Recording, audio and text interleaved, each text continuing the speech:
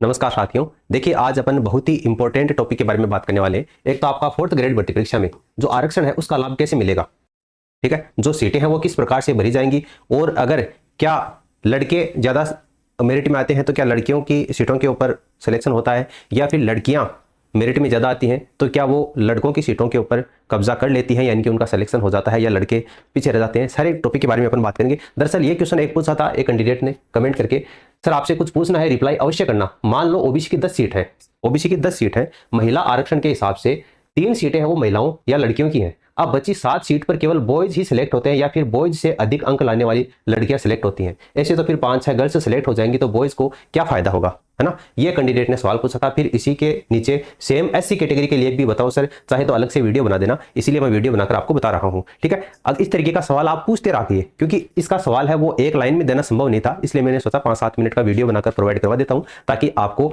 जो चीजें हैं वो अच्छे से क्लियर हो सके। तो इसकी अपन बात करेंगे। उससे पहले एक और खुशखबरी मैं आपको दे देता हूं कि जो फोर्थ ग्रेड है उसमें आपका वेटिंग नियम लागू करवाने को लेकर सुगबुगाहट शुरू हो गई है, ठीक है। होता है नहीं होता है वो अलग बात है, लेकिन प्रयास ना करें ये तो गलत बात है। इसलिए देखिए, यहां पर आप देख पाएंगे प्रक्रियाधीन भर्तियों में वेटिंग सूची लागू करने की मांग को लेकर अभ्यर्थियों को सकारात्मक संकेत मिले हैं। राजस्थान बेरोजगार यूनियन अध्यक्ष हनुमान किसान ने आश्वासन दिया है कि इस मुद्दे से संबंधित स्तर पर मजबूती से उठाया जाएगा, और साथ ही फोर्थ ग्रेड भर्ती से पहले सभी प्रक्रियाधीन भर्तियों को पूरा करवाने और जहां तक संभव हो इनके परिणाम एक साथ जारी करवाने का प्रयास किया जाएगा। यानी कि आपकी फोर्थ ग्रेड के पैरेलल में जितनी भी भर्तियां चल रही हैं, चाहे वो आपकी लाइब्रेरियन की हो, आपकी ग्राम सेवक की हो, आपकी थर्ड ग्रेड की हो, या और भी तमाम भर्तियां हैं, उन भर्तियों की पहले ज्वाइनिंग हो, फोर्थ ग्रेड की भर्ती की बाद में ज्वाइनिंग हो। इनके कहने का मतलब ये है। इसके अलावा इन्होंने ये भी प्रयास किया है कि प्रक्रियाधीन भर्तियों में आपका जो वेटिंग वाला नियम है वो भी लागू किया जाए, और सभी का परिणाम एक साथ जारी किया जाए। यानी मेडिकल वाले हैं सारे, सबका मेडिकल पूरा हो जाए, जो प्रोविजनल में जो भी मामले आते हैं वो सारे पूरे हो जाए, उसके बाद में सभी का एक साथ परिणाम जारी किया जाएगा।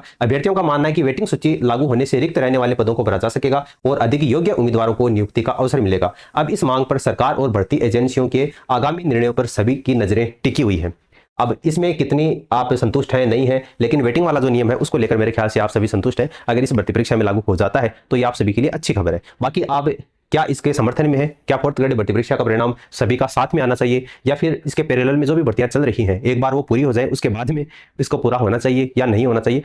वो आपकी अलग राय हो सकती है। तो आपकी जो भी राय है वो आप नीचे कमेंट सेक्शन में कमेंट करके जरूर बताना। सीईटी 12th लेवल की जो एग्जाम है उसकी एग्जाम डेट है वो फिक्स हो चुकी है। 23 अक्टूबर से लेकर आपकी 25 अक्टूबर 2026 को CET 12th level, CET 12th level, ठीक है। 2 प्रकार की सीईटी की एग्जाम होती है, एक 12th लेवल की और एक आपकी ग्रेजुएशन लेवल की। तो ग्रेजुएशन लेवल की भी एग्जाम डेट आ चुकी है 1 दिसंबर से लेकर आपकी 3 दिसंबर के बीच में, ठीक है। यानी दिसंबर के स्टार्टिंग में सीईटी ग्रेजुएशन और आपकी अक्टूबर के लास्ट में सीईटी 12th लेवल। तो दोनों की डेट आ चुकी है, और जून का महीना है वो लगभग पूरा जा चुका है। तो जुलाई, अगस्त, सितंबर 3 महीने हैं आपके पास में। अक्टूबर में आपकी एग्जाम है, तो अक्टूबर का महीना आपको काउंट करने की आवश्यकता नहीं है, ठीक है। तो फटाफट आप तैयारी में लग जाइए, क्योंकि सीईटी जब तक क्लियर नहीं होगी आगामी भर्तियां जैसे पटवारी है, ग्राम सेवक है, राजस्थान पुलिस है, एलडीसी है, वो सभी भर्तियों में भी आप नहीं बैठ पाएंगे। इसलिए आपको सीईटी क्लियर होना जरूरी है। और इस बार सीईटी में नेगेटिव मार्किंग भी लागू होगी, ठीक है। मिनिमम पासिंग मार्क्स हैं वो भी लागू होंगे और नेगेटिव मार्किंग भी लागू होगी। तो पेपर का जो स्तर है वो भी थोड़ा हार्ड आने वाला है, ऐसा कहना है आलोक राज जी का। तो आप तैयारी अभी से जुट जाइए। अब देखिए, अपन बात करते हैं अपना जो मेन मुद्दा है, आरक्षण कैसे लागू होगा। आरक्षण 2 तरीकों से लागू होता है, एक आपका वर्टिकल और एक आपका हॉरिजॉन्टल।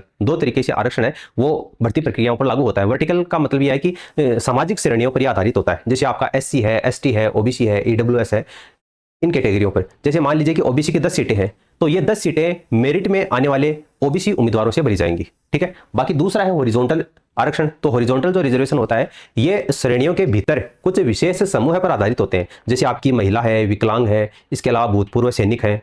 इस प्रकार से जैसे महिला आरक्षण इसी हॉरिजॉन्टल श्रेणी के अंतर्गत आता है जो इस अभ्यर्थी का सवाल था। तो इस हॉरिजॉन्टल श्रेणी में ये महिला आरक्षण, जिसका मतलब यह है कि महिलाओं के लिए एक निर्धारित कोटा प्रत्येक सामाजिक श्रेणी के भीतर लागू होगा, ठीक है। तो आरक्षण है वो कैसे लागू होता है, वर्टिकल और हॉरिजॉन्टल। तो महिलाओं को जो आरक्षण मिलता है वो किस प्रकार से मिलता है, हॉरिजॉन्टल आरक्षण के अंतर्गत ये आती है। अब देखिए, जैसे मान लीजिए कि ओबीसी है, ओबीसी की 10 सीटें हैं, ओबीसी की 10 सीटें हैं, 30% महिलाओं का आरक्षण है। तो 10 सीटों में से जो 3 सीटें हैं वो आपकी महिलाओं के द्वारा ही भरी जाएगी। यहां पर मुख्य बात यह है कि 30% जो महिला आरक्षण है वो न्यूनतम भागीदारी सुनिश्चित करता है, न कि अधिकतम भागीदारी, ठीक है। ये भी आपको समझना होगा। इसके अलावा आगे चले अपन वास्तविक जो चयन प्रक्रिया है वो किस प्रकार से होती है, तो चयन हमेशा मेरिट यानी कि अंकों के आधार पर ही शुरू होता है, न कि कोटे के आधार पर। ठीक है, पहले क्या होता है, आपकी मेरिट लिस्ट तैयार की जाती है। दूसरा जो मेरिट से चयन होता है, मेरिट से चयन का मतलब यह है कि भर्ती प्रक्रिया मेरिट लिस्ट में सबसे ऊपर के जो 10 उम्मीदवार हैं उनका चयन करेगी, चाहे वो लड़के हों या फिर लड़कियां, और महिला कोटे को अलग से नहीं देखा जाता। ठीक है, अब देखो इसमें भी दो सिनेरियो बनते हैं, दो अलग अलग सिनेरियो बनते हैं। पहला सिनेरियो यह है कि जैसे मान लीजिए कि उम्मीदवार 10 है ओबीसी के,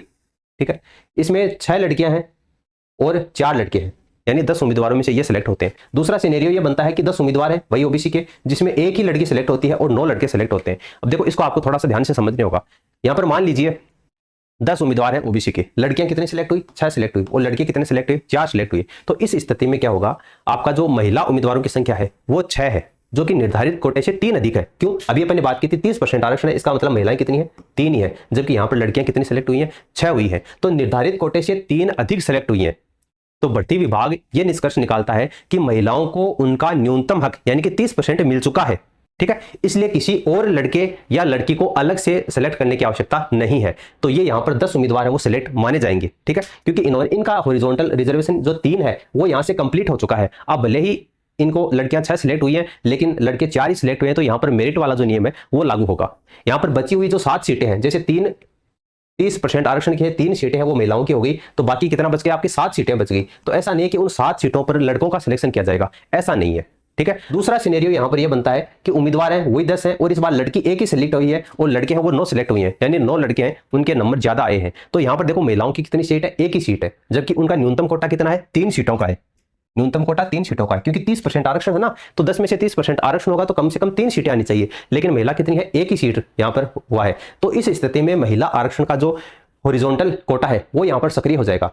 10 सीटें हैं टोटल ओबीसी की, 9 लड़के हैं, तो यहां पर लड़कों की जैसे रैंक आई है 1 2 3 4 5 6 7 8 9, तो नीचे वाले जो 2 है ना, 8 और 9वें नंबर वाले लड़के जिनका नंबर कम आया है, जिसके नंबर मेरिट में कम बने हैं, वो दोनों लड़के बाहर हो जाएंगे और उनकी जगह पर महिलाएं हैं वो आ जाएंगी। तो यानी कि मिनिमम जो कोटा है 30% का वो बढ़ना जरूरी है। तो यहां पर ये लड़के तो बाहर हो जाएंगे और ये जो लड़कियां हैं वो यहां पर सेलेक्ट हो जाएंगी, ये आपको यहां पर थोड़ा सा समझना होगा। ठीक है, तो अब यहां पर लड़कियां कितनी सिलेक्ट होंगी, यहां पर लड़की 3 सिलेक्ट होंगी, तो एक तो यहां पर मेरिट से सिलेक्ट हुई है, इसके अलावा 2 है वो आपके हॉरिजॉन्टल कोटे से सिलेक्ट हुई है। तो इस प्रकार से 3 लड़कियां और लड़कों की संख्या कितनी होगी, यहां पर 2 माइनस कर दो, यहां तो कितनी बचेंगी, 7 बचेंगी।